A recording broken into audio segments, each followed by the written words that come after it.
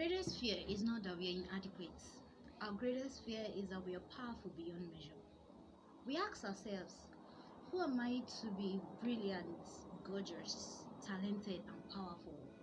Actually, who are you not to be? You were born to make manifest the glory of God that is within you. And as you let your own light shine, you unconsciously give other people permission to do so. This is an excerpt from a writing by Marianne Williamson. And the Bible also said something about fear. The Bible says, "For the Lord has not given us a spirit of fear, but of power and of love and of a sound mind." It is not surprising in today's world to see people afraid of something they can't put a name tag to. You know, they're afraid of what the future holds. They're afraid, what if I get into school and I don't have sufficient funding to see myself through? What if my next relationship will be like my last? What if I don't get married? What if, and the list is endless. So what do you do with this fear of the unknown, xenophobia? A few years ago, I also had lots of what ifs, and in today's video I'll be talking about how I dealt with it. Very simple tips. I'm very sure you gain value. So something happened in the life of Isaac during the time of old. He also faced a challenge whereby he just didn't know what to do. He was afraid about what the future held for him. He was just sent out of the land of the Philistines because the king of the Philistines felt he is greater than them, and actually he was. And right then, Isaac left the land of Philistines and dwelt in the land of Gerar. He tried fending for himself, digging wells, and with every well he dug, the people around claimed the wells. I can imagine his frustration. He must have felt that God has left him. He must have felt all alone, and maybe he wallowed in self-pity a little. But the Lord appeared unto him, and the Lord told him, "Fear not. As I was with your father Abraham, so I will be with you." And the Lord is telling us today, fear not. I don't know what you're going through. I don't know what your fear is. But the Lord is saying, fear not.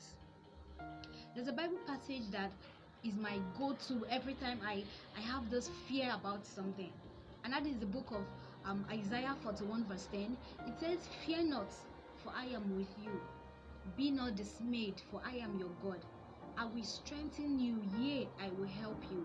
I will uphold you with my right hand of righteousness." Now the King of all creation is saying, fear not. He is always there for us. No matter what it is you're afraid of, the Lord will uphold you with his right hand of righteousness. Now, what are the steps to overcoming this fear? The first one is confront your fear. Itemize them, write them down. There is power in writing things down. Write down those fears. Acknowledge them. Are you afraid of what the future holds? Write it down. Are you afraid of XYZ? Write it down. These are things that might serve as stumbling blocks in the way of success for you. So you have to confront them head on. Acknowledge them. That's the first step. If you don't acknowledge them, then we don't know what we're fighting against. So we're fighting against fear of X and Y and Z. We are fighting against fear of ABC. Now that is point one. Point two, you're done itemizing these fears. What's the next thing? The next thing can be found in the book of Isaiah 26 verse 3. It says, "Thou will keep him in perfect peace, he whose mind is stayed on thee, because he trusts in thee." Now the Lord is saying that because you trust in me, I will give you peace. So point number two, trust in God. Now the opposite of you being afraid and anxious and having your hopes held high and anxiety all is peace, calmness. I remember when the Israelites, I remember like I was there in the Bible when the children of Israel, the disciples were in the boat. Jesus was also in the boat with them, and they encountered a storm. They did all they could as fishermen to make sure that everybody was alive, but it was like the more they did, the more their efforts, the more the raging storm just kept raging. And at the time they had to shout and say, Jesus, carry down not that will perish. And the Lord said, peace, be still. So to that fear, the Lord spoke peace and calmness. And that is what the book of Isaiah is saying. The Lord will give us peace if our mind is stayed on Him. The Lord will calm our fears if we trust in Him. So, point number 2, trust in God. I know it's not as easy as I'm saying. There are times when trusting in God, you just feel like, the waiting room is for the strong. The waiting room is for those that know what they want and they want to go the extra mile to achieving that. And in that waiting room, that is where you learn how to trust in God. That is where you learn how to conquer your fears by putting them at the altar of the one who can solve the problem. So, the Lord is waiting for us to trust Him. The Lord wants us to build our faith in Him. The Lord wants us to know that He is in charge. So, make the Lord in charge. Point number 3, keep believing in Him. Once a Christian is not always a Christian. A daily decision has to be made. You trust Him today does not mean you also trust Him tomorrow. So keep believing in Him. Keep having faith in Him. And how do you do this? Study His Word. Don't neglect communicating with Him. Read the Bible. Speak to God in prayer. Tell Him about these fears. And believe that He that has called you is faithful.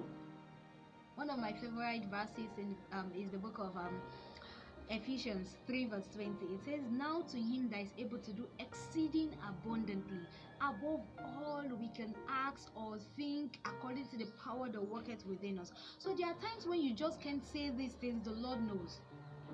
There are times when you can't put your thoughts into words, you can't articulate your words, the Lord hears what your heart is saying. So keep believing in Him, keep trusting in Him, keep holding on to Him, that He that has called you is faithful. He has done it for me. These points worked for me. And if there's one thing I should tell you about God, is He is the same yesterday, today, and forever. He changeth not. I hope that as you apply these tips, that the Lord comes to your aid, that He takes this fear away, that He makes you a conqueror, and that you will be victorious at last.